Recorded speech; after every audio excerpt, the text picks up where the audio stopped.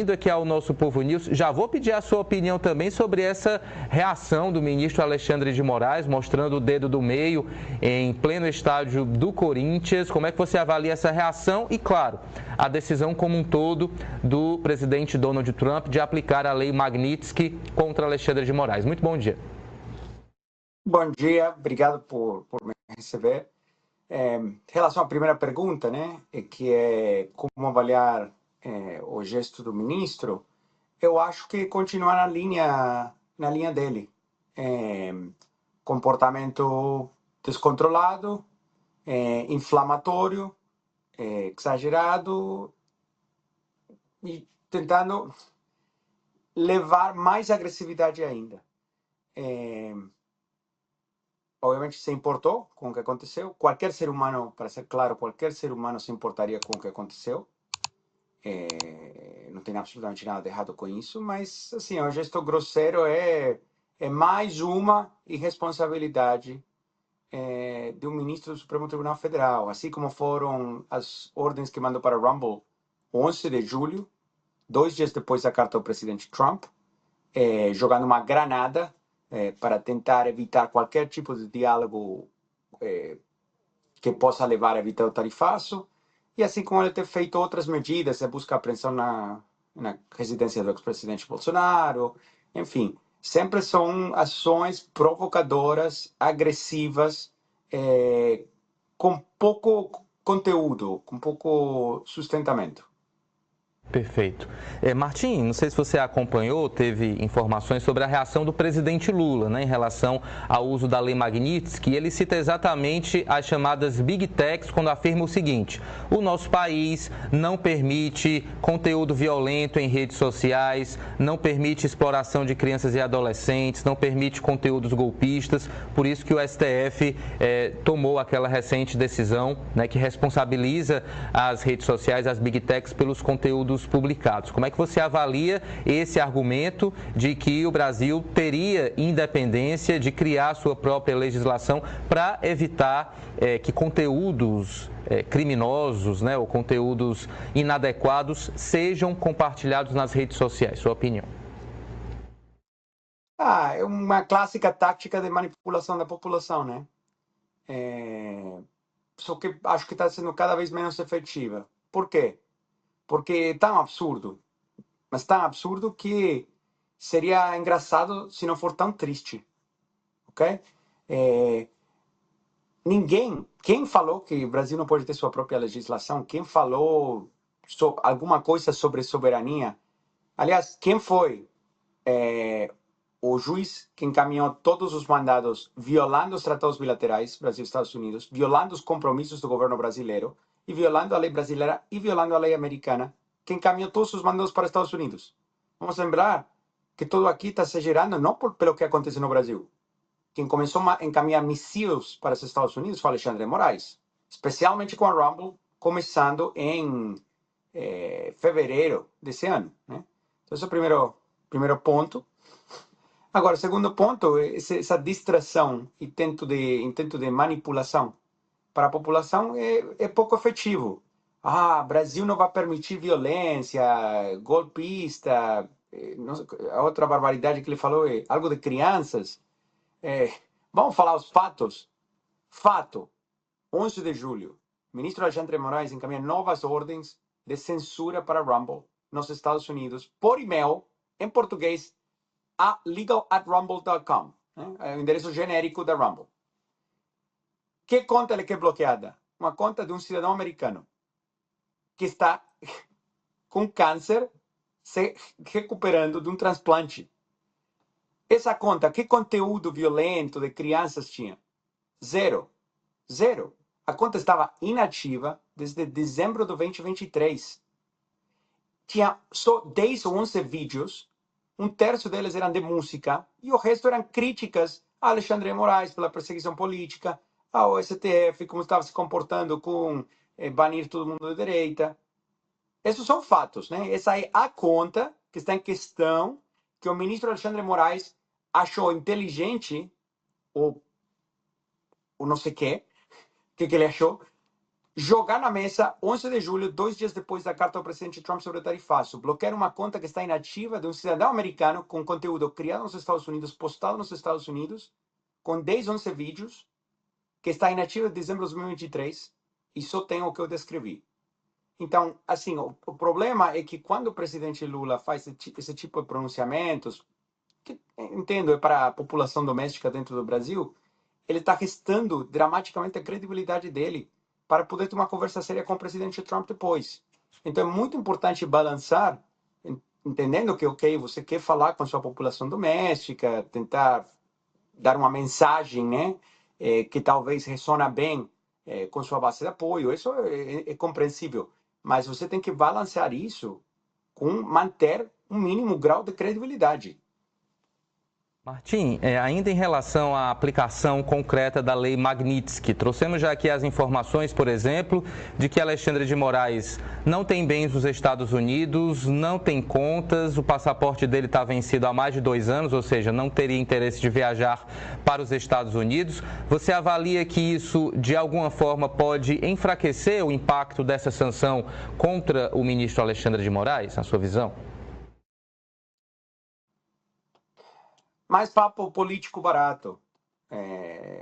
Pode perguntar a qualquer dignatário ou empresário da Rússia, do Irã, da Venezuela,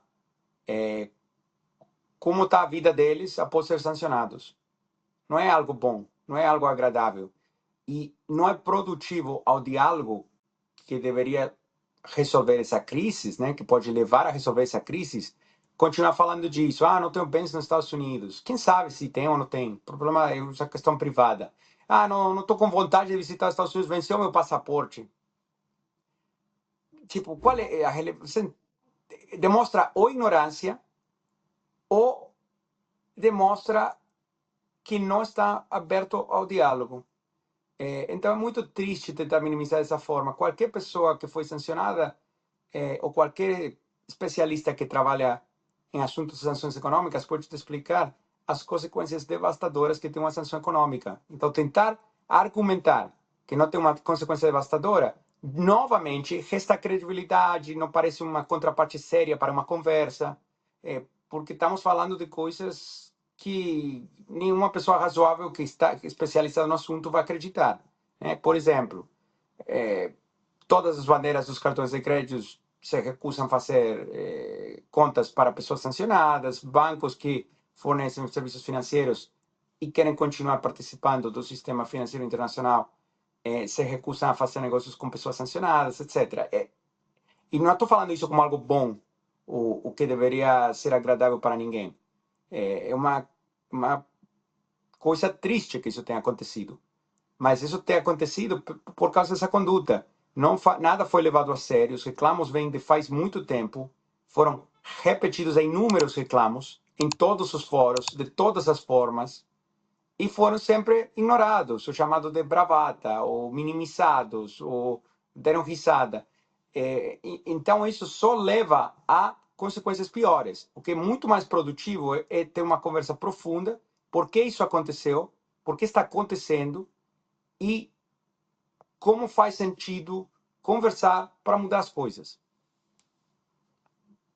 Analisar aqui a nossa conversa, uma decisão que tem alguma ligação com a Lei Magnitsky, né, com essa sanção, na verdade, a Moraes, é o chamado tarifaço, né, que foi anunciado ontem, confirmado via decreto, mas ficou bem aquém do esperado. E a gente já tem as mais variadas reações, de que Trump amarelou, de que a montanha pariu um rato. Aí eu te pergunto, dentro desse movimento dos Estados Unidos, você avalia que houve alguma decisão, de fato, de concentrar eventuais punições, sanções e Alexandre de Moraes e tentar preservar as relações econômicas e comerciais entre Brasil e Estados Unidos? Afinal, a gente sabe que, ao aumentar essas tarifas, há possibilidade de inflação nos Estados Unidos por conta do café, da laranja, enfim, produtos que os Estados Unidos, de alguma forma, precisam, né, importar aqui do Brasil. Sua avaliação também sobre esse ponto. Eu acho que o que é importante lembrar é que Brasil é um país muito querido nos Estados Unidos. É uma situação muito complexa porque o ministro Alexandre de Moraes tem feito inúmeras, repetidas, sistemáticas ações que violam a lei americana, que violam a lei brasileira, que violam os tratados bilaterais, Brasil e Estados Unidos, e que violam os compromissos assumidos pelo governo brasileiro internacionalmente.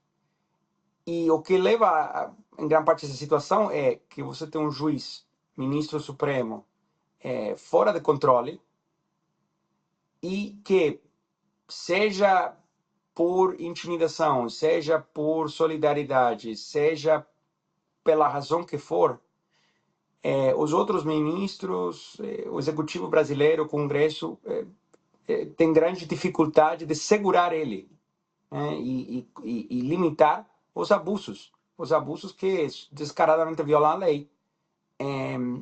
Então, acho que é muito difícil, é um desafio calibrar uma política quando você tem um juiz estrangeiro que está atacando a sua soberania digital, nesse caso, está atacando os cidadãos americanos, que já tem ido atrás de vários, está atacando empresas americanas por conteúdo criado nos Estados Unidos, postado nos Estados Unidos, e você está tentando responder, né? Então, vamos pensar que em fevereiro a Rumble e a Trump Media entraram com ação no Fórum Federal da Flórida, a AGU falou que ia defender o ministro, nunca apareceu, né?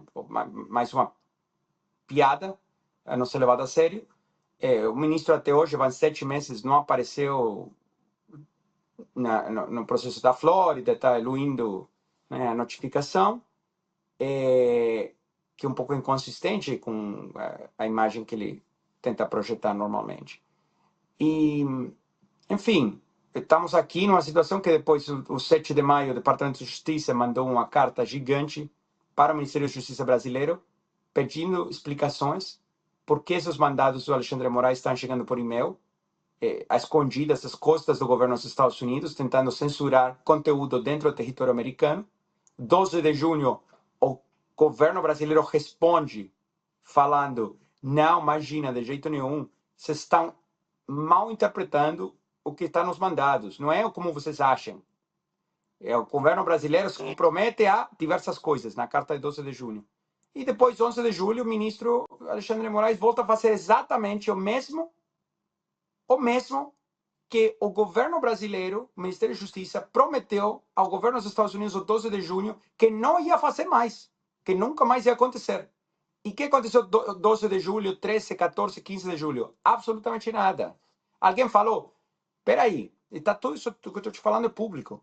Peraí, a gente prometeu 12 de junho que não íamos fazer XYZ, e Alexandre, você, 11 de julho, fez exatamente XYZ. E está violando os compromissos que o Brasil está assumindo internacionalmente. Segura, revoga esses mandados que estão violando os compromissos que o governo brasileiro acabou de fazer. Alguém falou isso para ele? Não.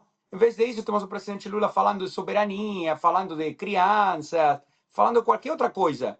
Qualquer outra coisa para não falar do assunto claro, que é: o governo brasileiro faz compromissos internacionais, assina tratados bilaterais, e ninguém fala nada quando o Alexandre de Moraes está violando essa lei.